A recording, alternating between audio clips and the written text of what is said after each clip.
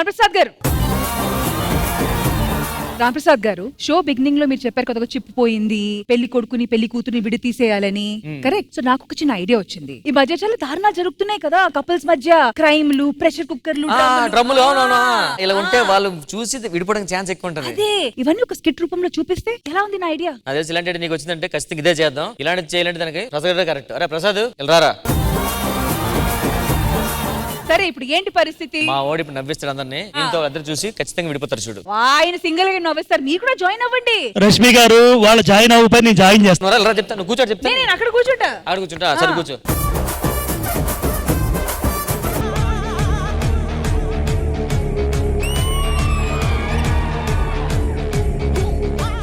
ఈనాటి వార్తల్లో ముఖ్య అంశాలు.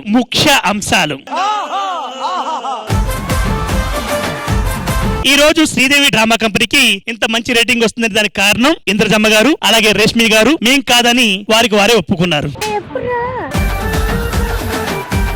ఈ రేటింగ్ కారణం రామ్ ప్రసాద్ గారు అని అనుకుంటారు, కానీ ఆయన కూడా కాదు, పంచప్రసాద్ గారే. చూసారా, ఆవిడ ఆవిడే చెప్పింది. ఈ వార్తలు ఇంతటితో సమాప్తం. క్రీడ గురించి తెలుసుకుందాం. క్రీడ రామ్ ప్రసాద్ గారు మినిమం అరగంట కూడా ఆడలేక పక్కకెళ్ళి కూర్చున్నారు. బేసిక్ గా పెళ్లి కొడుకు పెళ్లి కూతురు పెళ్లి చేసుకుంటే ఎలా ఉంటుందో మనం చూపించబోతున్నాం. నరేష్ ఎప్పటి నుంచో పెళ్లి అవ్వట్లేదు చాలా డిప్రెషన్ కి వెళ్ళొచ్చాడనమాట. వెళ్ళిన తర్వాత ఎలాగైనా సరే పెళ్లి చేసుకోవాలని ఫిక్స్ అయ్యి ఒక అమ్మాయిని ఏరి కోరి ఒక అమ్మాయిని చూశాడు. ఆ అమ్మాయి పేరే సునందమాల. సునందమాల నరేష్ చూసి లవ్ చేస్తుందని చాలా మంది అనుకుంటారు, కానీ వెనకున్న 3 కోట్ల బిల్డింగ్ చూసి లవ్ చేసిందని చాలా మందికి తెలియదు. పథకం ప్రకారం సునంద నరేష్ ని ప్రేమించి పెళ్లి చేసుకుంది. పెళ్లి అయిపోయింది కదా, అలా లోపలికి నరేష్ వెళ్ళాడు.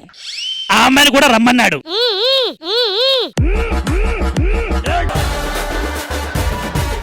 మళ్ళీ రమ్మన్నాడు. రాన్ పోరా ఓట్ ఫర్ అంది, కానీ తనలో క్రూరుడు ఒప్పుకోలేదు.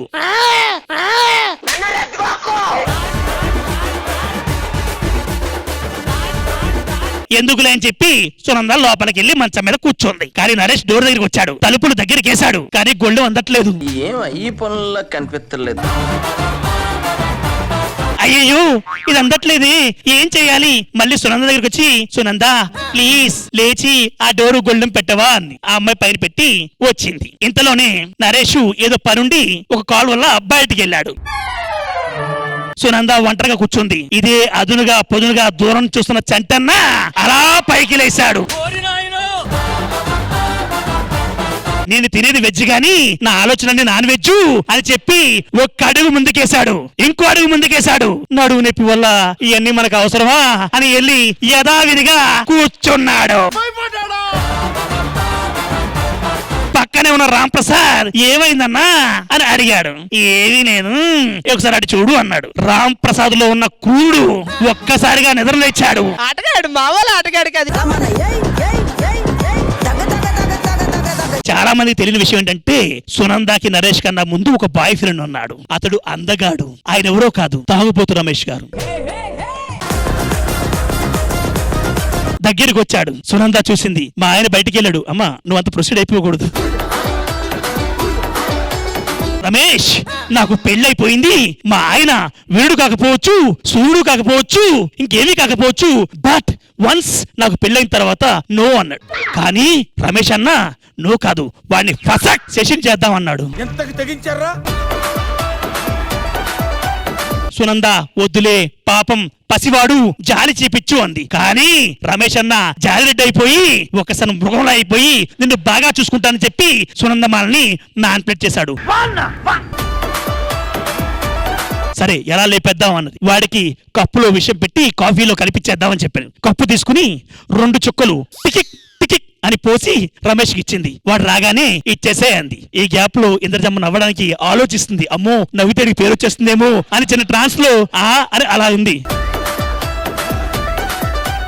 అలాగా నరేష్ కోసం వెయిట్ చేస్తూ అటు ఇటు తిరుగుతున్నాడు రమేష్ గారు. అప్పుడే నరేష్ అంత చేయకుండా మామూలుగా నేచురల్ గా వచ్చాడు. వచ్చిన తర్వాత సునంద ఏంటి నన్ను దూరం పెడుతుంది అని బాధపడి ఒక మందు బాటలు తెచ్చుకుని అక్కడ పెట్టాడు. వాటర్ కలుపుకుందని అలా పక్కకి వెళ్ళాడు. ఇంతలో వాళ్ళ నాన్న వచ్చి ఆ మందు బాటలు పట్టుకెళ్ళిపోయాడు. రమేష్ ఈ గ్యాప్ లో వాడు రావట్లేదు, లేట్ అవుతుందని చెప్పి ఆ టీ ఆయనే తాగేశాడు. అక్కడ ఖాళీగా కూర్చున్న రామ్ ప్రసాద్ పెళ్లి కూతురు లైన్ లో పెడుతున్నాడు. అది నాకు నచ్చలేదు. అందుకే హఠావుటిన పరిగెత్తుకుని ఇక్కడికి వచ్చాడు. పిచ్చి బాగా ముదిరిపోయిందిరా మీక. సరే వీడిని కాపాడి హీరో అవుదాం అని చెప్పి రమేష్ ని దగ్గర తీసుకుని ఒక లిప్ లాక్ వేశాడు. ఇక్కడి నుంచి నేను మోగవాడిని చూడు, నాకు వినిపించదే. ఏముంది రామ్ ప్రసాద్ గారు, పంచప్రసాద్ గారు లాగే చేయండి. లిప్ దగ్గర తీసుకెళ్లి ఒక లాక్ వేయండి ఇలా. అవా అమ్మా, తన స్వచ్ఛమైన పెదాలతో ఆ పెదాల మీద ఒక లాక్ వేశాడు. ఆ విషయాన్ని మొత్తం తీశాడు. టక్ మని రామప్రసాద్ చచ్చిపోయాడు. ఇంకా నరేష్, చూసావా నీ అందానికి నీ అభినయానికి ఇద్దరు పడిపోయారు, ఓకేనా అని అడిగాడు. ఓకే పద పక్కెళ్ళాడుకుందాం అని చెప్పి లాక్కెళ్ళింది సునంద. లవ్ చేసి పెళ్లి చేసుకుంటే ఎలా ఉంటుంది అనమాట. మీరు పడుకుని ఉంటారు బాబు, చచ్చిపోయారు మీరు, ఇంకా పడుకుంటారు మీరు. మాకు మెడిసిన్ దొరికింది, వేసుకున్నాం మేము.